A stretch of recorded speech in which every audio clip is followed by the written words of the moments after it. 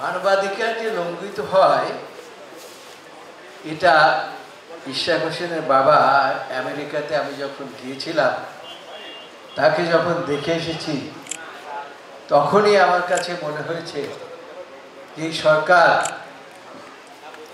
এই সাদেক হোসেন খোকা যিনি এই সিটি কর্পোরেশনের মেয়র ছিলেন, মন্ত্রী ছিলেন, তিনি বাংলাদেশের জন্য অনেক কিছু করেছেন, মুক্তিযোদ্ধাও ছিলেন। মুক্তিযোদ্ধা মানে কি এত সোজা কথা না। সুতরাং তিনি তখনই আমাকে বলেছিলেন, ভাই আমি বোধহয় আর দেশে যেতে পারবো না, হয়তো লাশ হয়ে ফিরতে হবে। তখনই আমার মনে হয়েছে যে মানবাধিকার বাংলাদেশে কি এবং কেন, আপনারা যে লিখেছেন মানবাধিকার কি এবং কেন শীর্ষক প্রশিক্ষণ, তখনই আমার মনে হয়েছে যে আমরা যারা রাজনীতি করি রাজনীতিক কর্মী, আমাদের কাছে আসলে প্রতিটি পদে পদে যে মানবাধিকার লঙ্ঘিত হচ্ছে এটা আমরা উপলব্ধি করতে পারি। এই সরকার কিন্তু শুধু একদিনের আন্দোলনের ফসল নয়, এই সরকার আমাদের 16-17 বছরের আন্দোলনের ফসল। একদিনেই কিন্তু এই সরকারের বিদায় হয় না। তো এই সরকারের উচিত ছিল তারা এই দেশে একটা গণতান্ত্রিক পন্থায় কিভাবে দেশ চালাতে হয় সেরকম একটি ব্যবস্থা করা। হ্যাঁ, অনেকগুলো সংস্কার কমিশন করেছে। এই সংস্কারের বিষয় তো ইশরাক বলছে যে 2023 সনে 27 দফা দিয়ে প্রথমে আমাদের নেতা শুরু করেছিলেন, পরে বাংলাদেশের বিভিন্ন রাজনৈতিক দল এবং নেতৃবৃন্দের সাথে আলাপ আলোচনা করে সেটাকে তিনি 31 দফা করেছেন। সেইখানেই তো সমস্ত সংস্কারের কথা বলা আছে। আপনারা আবার কি সংস্কার করবেন?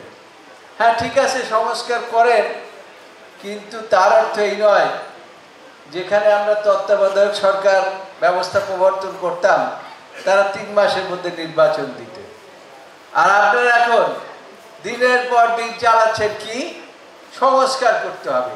কি সংস্কার আপনারা করবেন তা তো আমি বুঝতে পারতেছি না। তার কারণ হলো একদিকে বলেন সংস্কার, আবার সরকার প্রধান যিনি কি ডক্টর মোহাম্মদ ইউনূস সাহেব, তিনি বলেন আমরা নির্বাচন দিয়ে দেব খুব তাড়াতাড়ি করে, কিন্তু ওনার আশেপাশে যারা বসা আছে তারা মনে হয় ক্ষমতার স্বাদ একটু বেশি পেয়ে গেছে, এবং এই ক্ষমতার স্বাদ পাওয়ার কারণে তাদের অনেকেরই শোনা যাচ্ছে এখন ওই কি ফেসবুক যুগে দেখা যাচ্ছে যে কারো নাকি 1000 কোটি টাকা হয়েছে, কারো এপিএস পিএস তাদের বিরুদ্ধে দুদকের নোটিশ যাচ্ছে। এটা কোন রাজত্বে পড়ে গেলাম এখন আমরা তো মনে হচ্ছে যে বাঘের থেকে এসে মানে সিংহের মধ্যে পড়ে গেলাম। এখান থেকে আমাদেরকে উত্তরণ হতে হবে। আপনারা দেখেন এই যে আমার ছেলের ইশরাককে আদালত একটা রায় দিয়েছে, আদালতের রায় বাস্তবায়ন করবেন, এত বিলম্ব কেন? এখন এটা নিয়ে কত রকম তালবান। এই একবার আইন মন্ত্রণালয়ের যিনি দায়িত্ব তিনি বলেন যে আমরা তো এইটার মধ্যে নাই, আবার লোকাল গভর্নমেন্টের লোক কোনো কথাই বলে না, আবার বলে যে ফ্ল্যাট গেট ওপেন হয়ে যাবে এটা করলে। আরে তাহলে চিটাগাঙে করলেন কেমনে? চিটাগাঙে তো কোর্টের আদেশের পরিপ্রেক্ষিতেই করেছেন নাকি? কিন্তু এখন ইশরাকের অপরাধ হলো, ইশরাক হলো সাদেক হোসেন খোকার ছেলে। তরুণ নেতৃত্ব জেগে উঠুক, এই সরকার তা চায় না। তারা যদিও তরুণদের কথা বলে, বৈষম্য বিরোধী বলে, কিন্তু কর্মকাণ্ড করে বৈষম্যের মতো। কাজেই সেই থেকে আমাদেরকে বাঁচতে হবে।